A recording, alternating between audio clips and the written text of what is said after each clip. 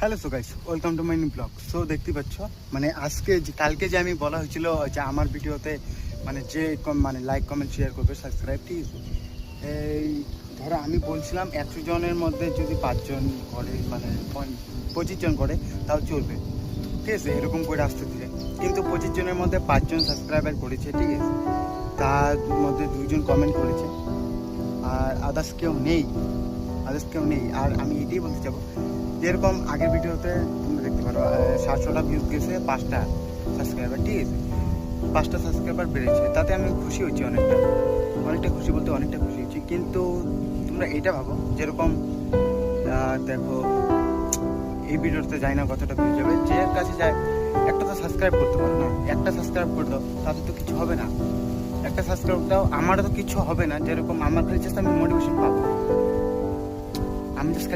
পাবো, মানে আমার ভিডিও কেউ দেখেছে, সে একজন সাবস্ক্রাইব করেছে, আর কমেন্ট করলে আরও বেশি মনটা শান্ত হয়, ভালো হয়, তাহলে ভিডিও বানানোর আগ্রহ থাকে।